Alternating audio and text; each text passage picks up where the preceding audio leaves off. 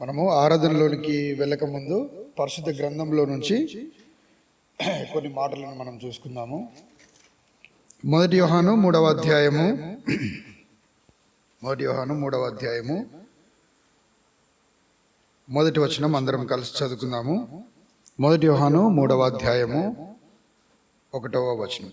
మనము దేవుని పిల్లలమని పిలువబడినట్లు తండ్రి మనకెట్టి ప్రేమను అనుగ్రహించెను. చూడుడి, మనము దేవుని పిల్లలమే. ఈ హేతువు చేత లోకము మనలను ఎరుగదు, ఏలయనగా అది ఆయనను ఎరగలేదు. దేవుని సహాయం కొరకు చిన్న ప్రార్థన చేసుకుందాం. ప్రేమగల పరలోకమందున్న తండ్రి, కృపయు కనికరము గల దేవ, మీకెంతో వందనాలు స్తోత్రాలు చెల్లించుకుంటూ ఉన్నాం. ఈ యొక్క పునరుద్ధాన దినమున మీ యొక్క సన్నిధిలో చేరి ప్రభా మరి ఆరాధించగలుగుటకు మా యొక్క జీవితాలలో మీరు మాకు అనుగ్రహించినటువంటి ఈ మంచి సమయమును బట్టి మీకు ఎంతో వందనాలు స్తోత్రాలు చెల్లించుకుంటూ ఉన్నాం. ప్రభా మరి ఆరాధన కొరకు మా ముందు ఉంచినటువంటి వాక్య భాగాన్ని బట్టి మీకు ఎంతో వందనాలు. దీవించండి, ఆశీర్వదించండి. వాక్యానుసారంగా మిమ్మల్ని మేము ఆరాధించగలుగుటకు మా యొక్క హృదయాలను సిద్ధపరచమని మిమ్మల్ని వేడుకుంటూ ఉన్నాం. పరిశుద్ధాత్మదేవ, ప్రతి ఒక్కరిలో ప్రభా మరి మీరు తాకండి, మాతో మాట్లాడండి, మా యొక్క హృదయాలను సిద్ధపరచండి. మీరు మా ఎడల చూపించినటువంటి ప్రేమను ప్రభా మరి మేము ఎరిగినటువంటి వారమై ఆత్మతోనూ సత్యముతోనూ మిమ్మల్ని ఆరాధించగలుగుటకు మమ్మల్ని ప్రభా మరి సిద్ధపరచమని మిమ్మల్ని వేడుకుంటూ ఉన్నాం. వచ్చినటువంటి మీ ప్రియ బిడ్డలందరినీ బట్టి మీకు ఎంతో వందనాలు. ఇంకా రావాల్సినటువంటి వారిని ప్రభా మరి మీరే త్వరపెట్టండి. అయోగ్యుడైనటువంటి నన్ను మీ యొక్క సిలువ చాటున మరుగుపరిచి ప్రభా మరి నన్ను కడిగి పరిశుద్ధపరిచి పవిత్రపరచండి. ప్రభా మరి మీరే మహిమ పొందుతూ రావాల్సిందిగా వేడుకుంటూ మా ప్రభువును రక్షకుడైనటువంటి యేసుక్రీస్తు నామములోనే అడిగి వేడుకుంటూ ఉన్నాము తండ్రి. మరొకసారి మనము ఈ యొక్క మొదటి భాగాన్ని కనుక చదివితే, మొదటి అధ్యాయము, మనము దేవుని పిల్లలమని పిలువబడినట్లు తండ్రి మనకెట్టి ప్రేమను అనుగ్రహించెను. చూడుడి, మనము దేవుని ఎవరము? మనము దేవుని పిల్లలం. అయితే మనము ఆయన పిల్లలుగా ఆయన ఏం చేస్తున్నాడు అని అంటే మనల్ని పిలుస్తూ ఉన్నాడు. మనము ఎంత అదృష్టవంతులమో, ఎంత కృప ఆయన చూపెట్టాడు అని అంటే ఆయన మనల్ని ఏం చేస్తున్నాడు అని అంటే పిల్లల్ని మనము పిల్లలము అని పిలుస్తున్నాడు. దీంట్లో మనం ఏం చూడొచ్చు అని అంటే ఆయన మన ఎడల చూపించినటువంటి ప్రేమ కనబడుతుంది. అందుకొరకే ఆయన ఏమంటున్నాడు అని అంటే ఏ యోగ్యత లేకపోయినప్పటికీ నిన్ను నన్ను ఆయన పిల్లలము అని సంబోధిస్తూ ఉన్నాడు. ఇంకా చూస్తే ఈ పిల్లలము అనంటే మనకు ఏం బయలుపరచబడుతుంది అనంటే రక్షణ యొక్క నిరీక్షణ మనకు కనబడుతుంది. ఇదిగో రక్షించడం మాత్రమే కాదు, ఆ రక్షణలో ఉన్నటువంటి నిరీక్షణ ఎక్కడ మనకు కనబడుతుంది అనంటే ఆయన పిల్లలముగా మనల్ని చేసుకోవడానికి ఆయన సిద్ధంగా ఉన్నాడు. మనము ఆయన పిలిచినటువంటి పిలుపుకు, ఆయన మనకు అనుగ్రహించినటువంటి రక్షణను బట్టి మనము పొందుకున్నటువంటి మూడంతల ఆశీర్వాదాలను మనము చూద్దాం. మొదటిగా మనకు కలిగినటువంటి గొప్ప ఆశీర్వాదము ప్రభు అయినటువంటి యేసుక్రీస్తులో. అదేమిటి అనంటే మొదటి బహుమానము, మనము ఆయన పిల్లలమై ఉన్నాము. దానికి మనం అర్హులము కాదు. చూడండి, మనము 4వ అధ్యాయము 10వ వచనం. మనము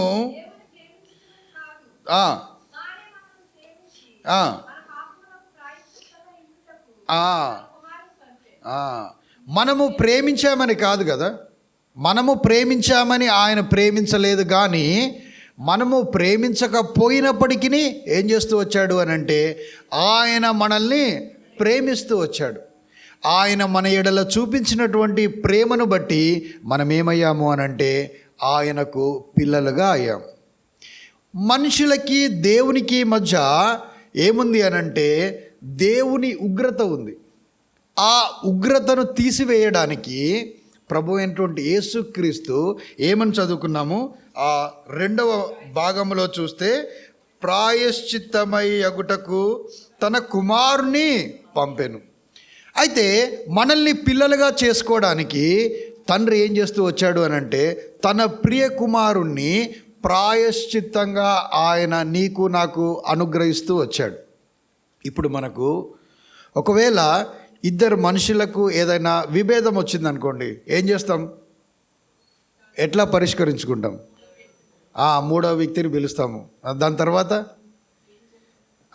అన్నీ మాట్లాడుకొని ఏదో ఒకటి ఎవరో ఒకరు కోల్పోవాలి, అంతేనా కదా?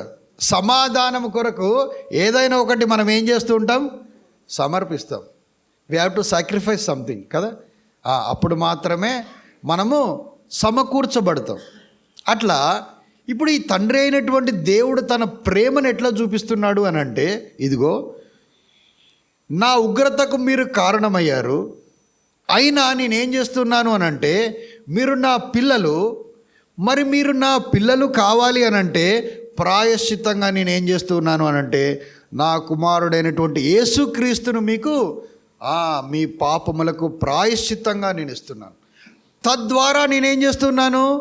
నా ప్రేమను మీ ఎడల కనపరుస్తున్నాను. ఆ ప్రేమను బట్టి మీరు పొందినటువంటి మొదటి ఆశీర్వాదం ఏమిటి అని అంటే మనము ఆయన పిల్లలమై ఉన్నాం. చూడండి 2వ అధ్యాయము 2వ వచనము. ఆయనే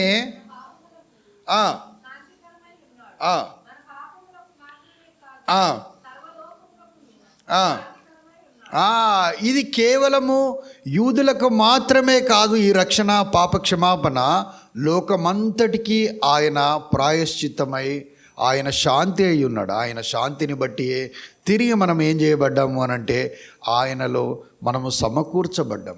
మనం చదువుకున్నటువంటి మూల భాగంలో చూస్తే ఒక మాట మనము చూడవచ్చు.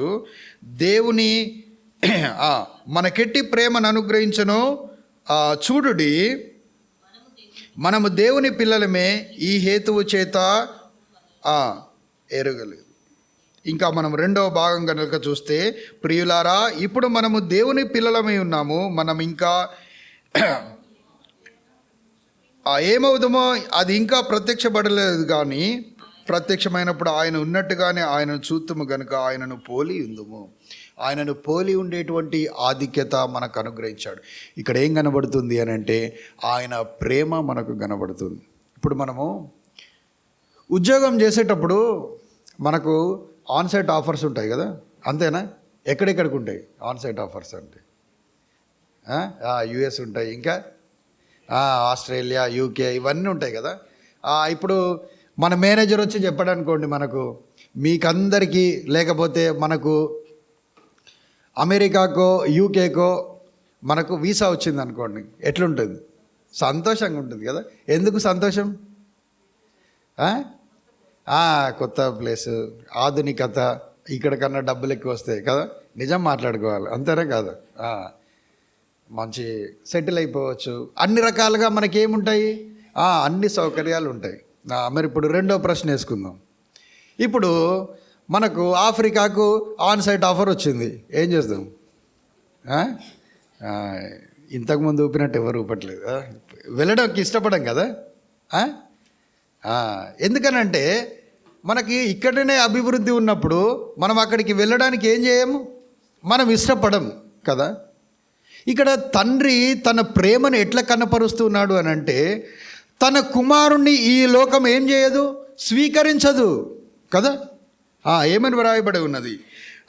అది ఆయనను ఎరగదు. అట్లాంటి లోకానికి ఆయన ఏం చేస్తూ వచ్చాడు అని అంటే నీ కొరకు నా కొరకు పంపిస్తూ వచ్చాడు. అయ్యో ఆయన రాగానే ఆయనను గణపరుస్తారని కాదు, అదిగో ఆయనను రాజులకు రాజుగా స్వీకరిస్తాడని కాదు, ఈ లోక రాజ్యమంతా తనకు చేతిలో ఉంటుందని కాదు. తనను హింసిస్తారు, ఉమ్మివేస్తారు, తనను ద్వేషిస్తారు, తృణీకరిస్తారని తెలిసి కూడా ఏం చేస్తూ వచ్చాడు అని అంటే తన కుమారుణ్ణి పంపించాడు. అందుకొరకే అక్కడ ఏమనుంది అని అంటే ఇందులో ప్రేమ ఉంది. ఆ ప్రేమను బట్టి మనం ఏమయ్యాము అని అంటే ఆయన పిల్లలమయ్యాము. ఏ యోగ్యత లేనటువంటి నిన్ను నన్ను ఆయన పిల్లలుగా చేసుకున్న కారణాన్ని బట్టి మనం ఆయనను ఆరాధించాల్సినటువంటి వారముగా ఉన్నాం.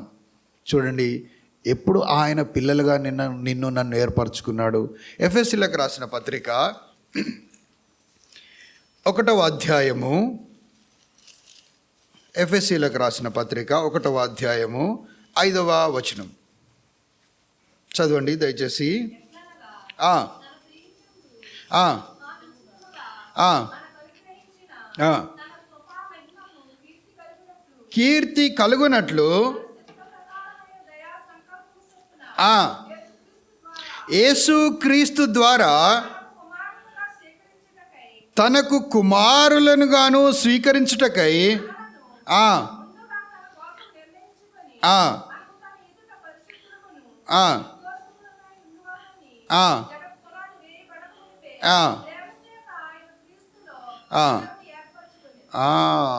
మనల్ని ఏం చేశాడు అని అంటే, జగత్తు పునాది వేయబడక మునిపే ఆయన మనల్ని, నిన్ను నన్ను ఎట్లా ఏర్పరచుకున్నాడు అని అంటే, ప్రేమ చేత. మరియు ప్రాముఖ్యమైనటువంటి మాట క్రీస్తులో, ఇంకా ప్రాముఖ్యమైనటువంటి మాట, నిన్ను నన్ను కుమారునిగాను కుమార్తెగాను ఏర్పరచుకున్నాడు క్రీస్తులో. జగత్తు పునాది వేయబడక మునిపే ఆయన నిన్ను నన్ను ఏం చేశాడు అని అంటే, కుమారునిగా స్వీకరించాడు, కుమార్తెగా స్వీకరించాడు. అందును బట్టి మనం ఆయనను ఆరాధించాల్సినటువంటి వారముగా ఉన్నాం. ఆయనే నీ కొరకై నా కొరకై శరీరధారిగా వచ్చాడు. చూడండి, హెబ్రీలకు రాసిన పత్రిక 2వ అధ్యాయము 13వ వచనము. హెబ్రీలకు రాసిన పత్రిక 2వ అధ్యాయము 13, 14 చూడండి.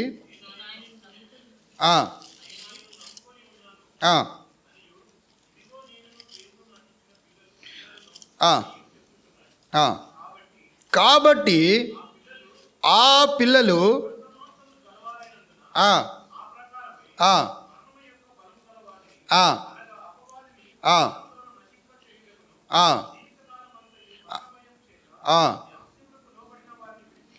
విడిపించుటకును.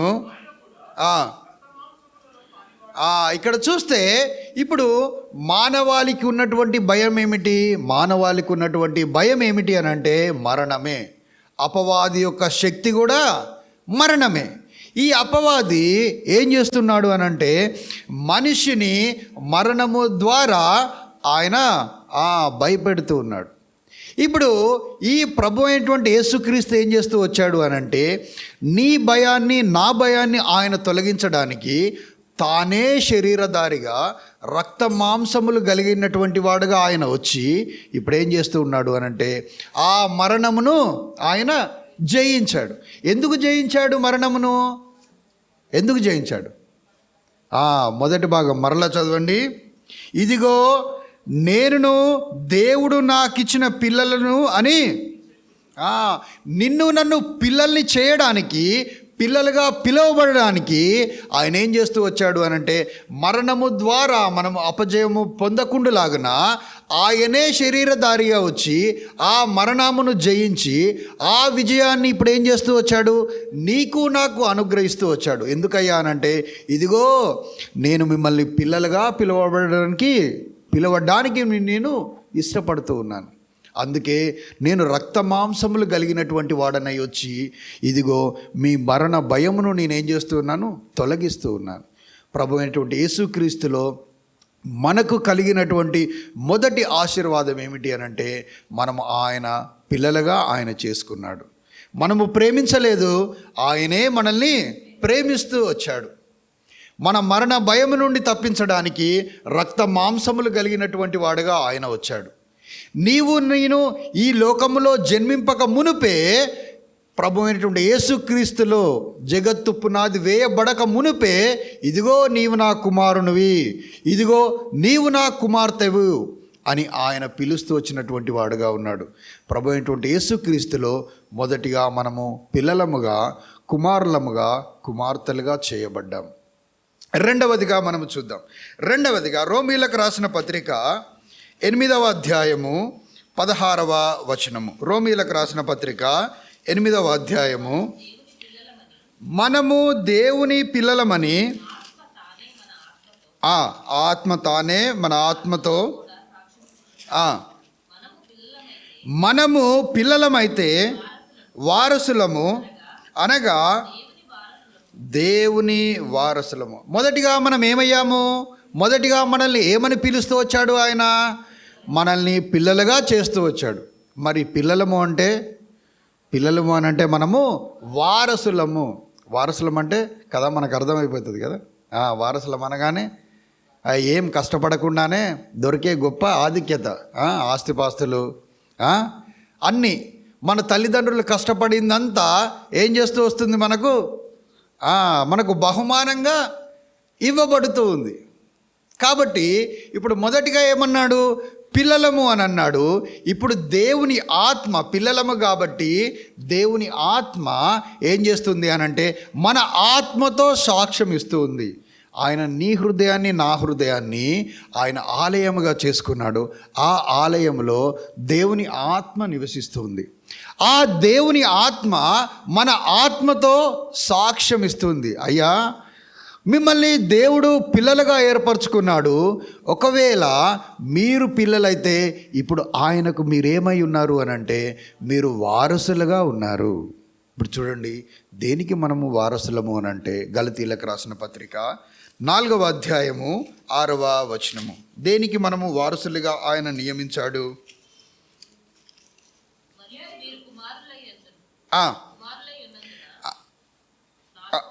4:6 యున్నందున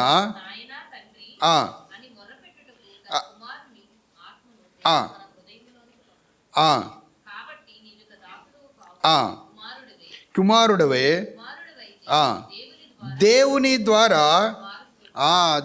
ద్వారా మనము వారసులమయ్యాం. ఇప్పుడు యాకోబు పత్రికలో చూస్తే 2వ అధ్యాయము, యాకోబు పత్రిక 2వ అధ్యాయము 5వ వచనము, మనము దేనికి వారసులుగా ఆయన పిలుస్తూ వచ్చాడు? యాకోబు పత్రిక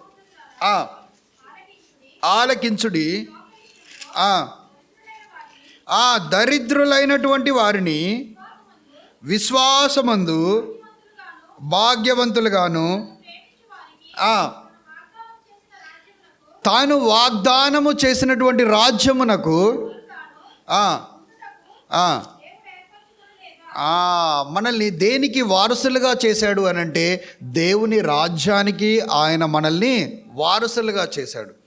ఎలాంటి దుఃఖము లేనటువంటి రాజ్యము, ఏమాత్రము ఆకలి లేనటువంటి రాజ్యము, ఏమాత్రము చీకటి లేనటువంటి రాజ్యము, నిత్యము ఆయనను ఆరాధించేటువంటి రాజ్యము, ఆయన వెలుగులో ఆయనను ముఖాముఖిగా చూసేటువంటి రాజ్యము. ఆ గొప్ప రాజ్యానికి ఆయన ఏం చేస్తూ వచ్చాడు అని అంటే నిన్ను నన్ను వారసులుగా చేస్తూ వచ్చాడు. ఈ వారసత్వం మనకి ఎక్కడి నుండి వచ్చింది అని అంటే ఆయన పిల్లలుగా చేయబడడం ద్వారా. ఎట్లా పిల్లలుగా చేయబడ్డాము? ఆయన ప్రాయశ్చిత్తం అయ్యాడు. నీకు నాకును ఉగ్రత ఉంది. ఆ ఉగ్రత నుండి తప్పించడానికి సమాధాన బలిగా ప్రభు అయినటువంటి యేసుక్రీస్తుని ఏం చేస్తూ వచ్చాడు అని అంటే తండ్రి ఆయనను అర్పిస్తూ వచ్చాడు. సమాధాన బలిగా ఆయనను అర్పించడం ద్వారా ఇప్పుడు నీకును నాకును తండ్రికి నడుమ ఏం చేయబడింది అని అంటే ఆ యొక్క సంధి కుదుర్చబడింది, సమాధానపరచబడ్డాము. ఆ సమాధానమును బట్టి ఇప్పుడు మనం ఏమయ్యాము అని అంటే ఆయనకు పిల్లలమయ్యాము. 2వ ఆశీర్వాదము, మనము పిల్లలమైతే ఆయన వారసులము. దేనికయ్యా మనము వారసులము అని అంటే నిత్య రాజ్యానికి, ఆయన రాజ్యానికి. ఏమాత్రము ప్రవేశము లేనటువంటి మనకు ఆయన ఏం చేస్తూ వచ్చాడు అని అంటే మనకు వారసత్వమును ఆయన అనుగ్రహిస్తూ వచ్చినటువంటి వాడుగా ఉన్నాడు. ఇది 2వ ఆశీర్వాదం. మనలో ఒకవేళ మనల్ని మనము పరీక్షించుకుంటే గనక ఏ యోగ్యత లేనటువంటి వారం. చూడండి, ఎఫెసీలకు రాసిన పత్రిక 2వ అధ్యాయము 1 నుండి 4 చూడండి. దైవోగ్రతకు మనము పాత్రులమైతిమి, లోకానుసారంగా జీవిస్తూ మనసుకు నచ్చినట్టు మనము జీవిస్తూ లోకానుసారంగా జీవిస్తూ మనం ఏం చేస్తూ వచ్చాము అని అంటే దేవుని ఉగ్రతకు మనము పాత్రులమయ్యాము. అయినప్పటికీ ఆయన 3 ఆశీర్వాదంతో నిన్ను నన్ను పిలుస్తూ వచ్చాడు. తప్పిపోయినటువంటి కుమారుని ఆ యొక్క ఉపమానాన్ని కనుక మనం జ్ఞాపకం చేసుకొని ఉంటే ఆయన ఆ కుమారుడు ఏం చేస్తూ వచ్చాడు అని అంటే తండ్రి దగ్గర ఉన్నటువంటి ఆస్తిని అంతటినీ తీసుకొని ఇష్టానుసారంగా తాను జీవించడానికి వెళ్ళిపోయాడు. ఒకానొక సమయంన ఇప్పుడు ఏమైపోయింది అని అంటే తన దగ్గర ఉన్నటువంటి ఆ యొక్క ఆస్తి అంతా అయిపోయగానే తనకు తినడానికి కూడా తిండి లేనటువంటి పరిస్థితిలో ఉన్నాడు. ఇప్పుడు ఎవరు గుర్తొచ్చారయ్యా అంటే ఆయనకు తన తండ్రి గుర్తొచ్చాడు. అయ్యో, నా తండ్రి దగ్గర ఎంతమంది పనివారు ఉన్నారు, వారికంటే వారు తినేటువంటి ఆహారం కూడా నాకు దొరకడం లేదు అని తానేమనుకున్నాడు అని అంటే, ఇప్పుడు నేను కుమారుడిగా వెళ్ళడానికి నాకు ఏ అర్హత లేదు, నేనేందంటే ఒక దాసునిగా వెళ్తాను అనంటే, వెళ్ళగానే తండ్రి ఏం చేశాడు అనంటే తనని హత్తుకొని ముద్దు పెట్టుకొని తనని ఏం చేస్తూ వచ్చాడు, దాసునిగా స్వీకరించలేదు. నీవు నా కుమారునివే అని అన్నాడు. ఇక్కడ తండ్రి అయినటువంటి దేవుడు కూడా ఏమంటున్నాడు అని అంటే, అయ్యా మీరు దాసులు కాదు, మీరు ఈ యొక్క నా యొక్క ఉగ్రతకు మీరు పాత్రులయ్యారు. అయినప్పటికీ నేను ఏం చేశాను అనంటే, నా కుమారుని మరణము ద్వారా నేనేం చేశాను అనంటే, ఆయన ప్రాయశ్చిత్తం అవుట ద్వారా తిరిగి మీరు నా పిల్లలయ్యారు. ఏ విధంగానైతే నేను ఈ యొక్క జగత్తు పునాది వేసినప్పుడు మిమ్మల్ని పిల్లలుగా సృష్టించానో, తిరిగి ఆ మొదటి ఆశీర్వాదము పిల్లలయ్యేటువంటి అర్హత నేను మీకు మరలా క్రీస్తులో అనుగ్రహిస్తూ వస్తున్నాను. అందును బట్టి మీరు పిల్లలయ్యారు, మీరు నా రాజ్యానికి వారసులయ్యారు. ఇది రెండవ ఆశీర్వాదం. మూడవదిగా మనం చూద్దాము మనకు కలిగినటువంటి ఆశీర్వాదం. గలతీయులకు రాసిన పత్రిక 4వ అధ్యాయము 5వ వచనం. దేవుడు తన కుమారుని పంపెను, మనము దత్తపుత్రులము కావాలనని,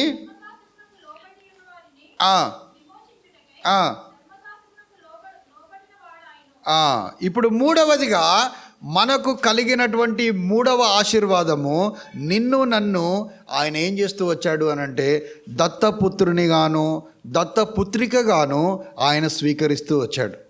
ఎందుకనంటే మనం ఆయనలో నుండి ఏం చేయబడ్డాము అనంటే వెడలిపోయాము. మనము ఆయన నుండి మనము దూరం అయిపోయాము. ఆయన ఉగ్రతకు మనము కారణమయ్యాము.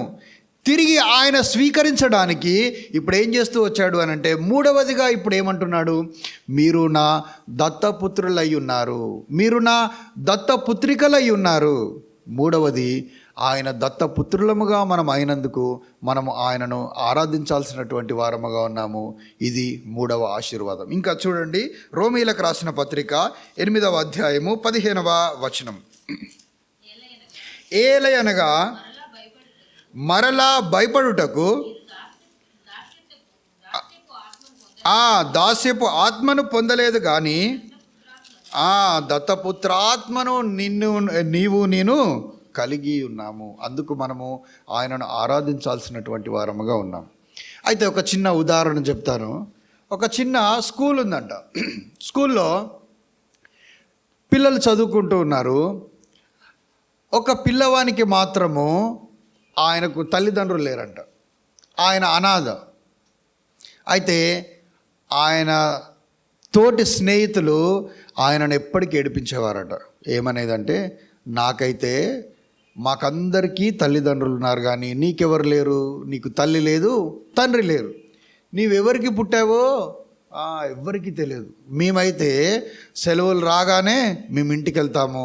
మా తల్లిదండ్రులు ఏం చేస్తారు అని అంటే ఎంతో ప్రేమ చూపిస్తారు అని రోజు ఆ యొక్క పిల్లవాడిని ఏడిపించేదట. ఏడిపిస్తే ఒకానొక రోజు ఇట్లనే అంటుంటే ఆ పిల్లవానికి చాలా బాధ అయ్యి ఒక మాట అన్నాడంట. ఏమన్నాడంటే, ఇదిగో మీ తల్లిదండ్రులు పుట్టగానే మిమ్మల్ని ఏం చేశారు, కుమారులుగా స్వీకరించాడు. ఇప్పుడు మీరు కుంటివారైనా గుడ్డివారైనా, మీరు మానసికంగా రోగులైనా కూడా మీ తల్లిదండ్రులు ఏం చేశారు, మిమ్మల్ని కుమారులుగా కుమార్తెలుగా స్వీకరించారు. కానీ నన్ను నేనేం చేయబడ్డాను అనంటే, నేను దత్తత తీసుకున్నారు నా తల్లిదండ్రులు. దత్తత తీసుకునేటప్పుడు ఎట్లా తీసుకుంటాం? పోయి ఇష్టం ఉన్నటువంటి వారిని కళ్ళు పూసుకొని ఇట్లా ముట్టుకుంటామా? కాదు కదా. మన కలర్ మ్యాచ్ అవుతుందా లేదా, తల్లిదండ్రులకు హైట్ కరెక్ట్ ఉన్నాడా లేదా, ఇవన్నీ చూసుకుంటాం కదా.